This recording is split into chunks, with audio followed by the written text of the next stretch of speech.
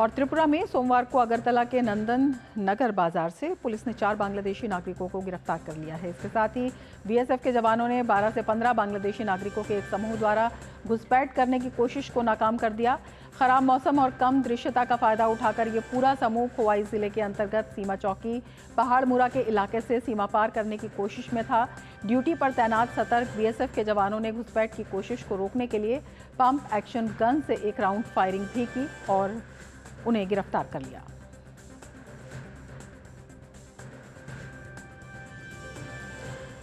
तो 4 बांग्लादेशी गिरफ्तार हो गए हैं। बीएसएफ के जवानों ने मुस्तैदी दिखाई है। अगरतला के नंदन बाजार से इन्हें गिरफ्तार किया गया। खराब मौसम का फायदा उठाकर घुसपैठ की कोशिश में थे। हमारे साथ हमारे 2 संवाददाता जुड़े हुए हैं। कोलकाता से उर्मिलेश जुड़े हुए हैं और कुणाल शिंदे हमारे साथ त्रिपुरा से जुड़े हुए हैं। कुणाल, आपके पास सबसे पहले आना चाहेंगे, जो 4 बांग्लादेशी नागरिकों को गिरफ्तार किया गया है, किस तरह से ये घुसपैठ की कोशिश में थे और बीएसएफ ने किस तरह से मुस्तैदी दिखाई?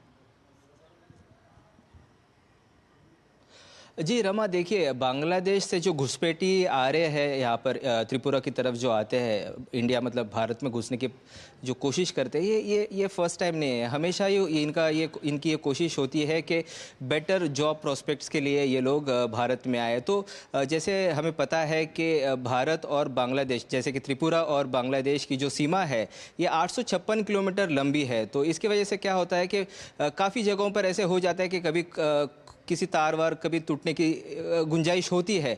हालांकि बीएसएफ और जो भी वहाँ का लोकल एडमिनिस्ट्रेशन है, डिस्ट्रिक्ट मजिस्ट्रेट के अंडर बॉर्डर का एरिया आता है उनकी ज्यूरिडिक्शन में, तो वो ये इतना चाक चौबंद वो लोग रहते हैं कि भाई इसमें कुछ गलती ना हो और मतलब किसी भी तरह से ये तार मतलब जो भी है इंटैक्ट रहे।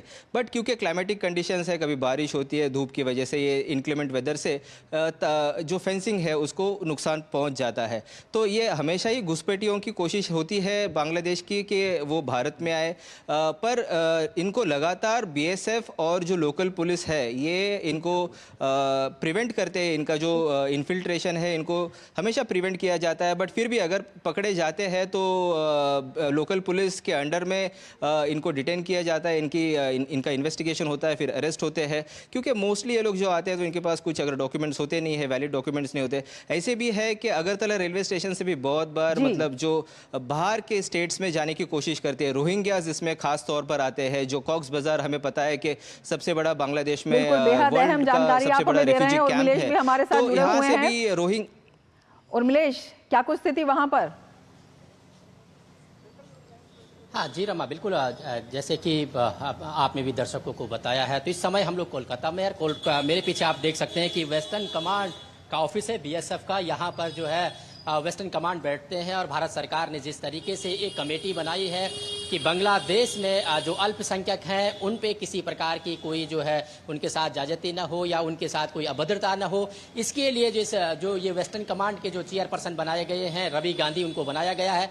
वो बांग्लादेश के जो उच्च अधिकारी हैं समकक्ष, उनसे लगातार बातचीत कर रहे हैं और किसी भी प्रकार से अल्पसंख्यकों के साथ कोई अभद्रता न हो, इस बात को जो है लेकर के बातचीत आपस में चल रही है। दूसरी बात यह है रमा कि जैसे हमारे दर्शक भी जानते हैं कि जो बांग्लादेश की जो हमारी बॉर्डर जो सीमा है वो लगभग 4000 से अधिक है, 4000 किलोमीटर से अधिक है। ऐसे में जो है भारत जो बीएसएफ है उसने अपने जो फोर्स है वो बढ़ा दी है सीमा पे।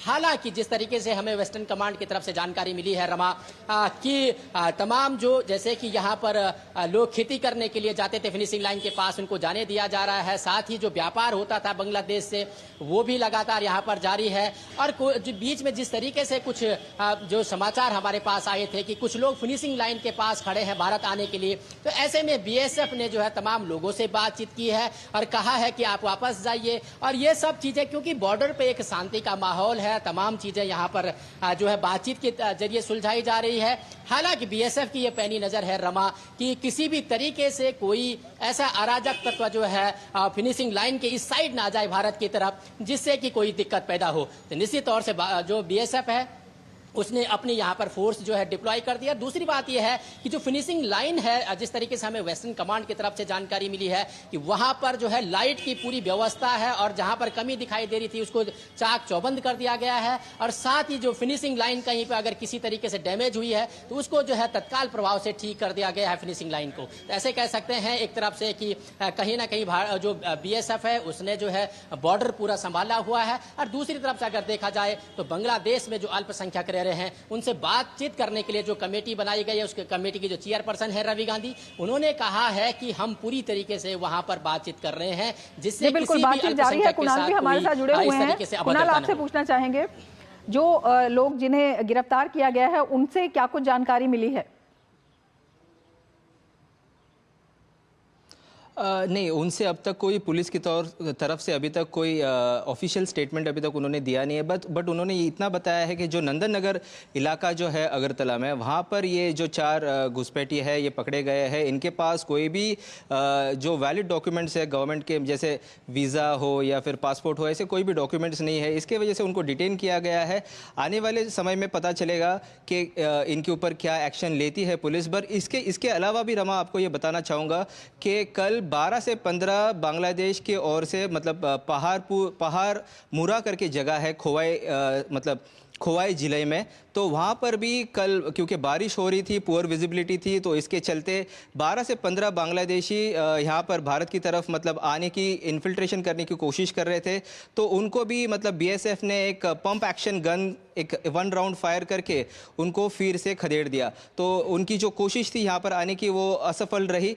तो इस तरह से BSF हर बार, मतलब स्मगलिंग भी अगर होती है कभी, तो BSF इसके ऊपर बहुत ही स्ट्रिक्ट एक्शन लेती है। और ये हमेशा ये प्रयास होता है BSF का कि इस तरह से कोई भी, मतलब जो भी अप्रिय घटना हो या फिर जो इन्फिल्ट्रेशन हो, स्मगलिंग हो, ये पूरी तरह से प्रिवेंट करने की कोशिश करती है BSF। 856 किलोमीटर लॉन्ग बॉर्डर है, तो इससे हमें साफ मतलब समझ में आ सकता है कि कितना कठिन है, कितना मुश्किल होता है BSF के लिए। ये कोशिश नाकाम की है। बहुत शुक्रिया कुणाल, शुक्रिया, और उमेश आपका भी।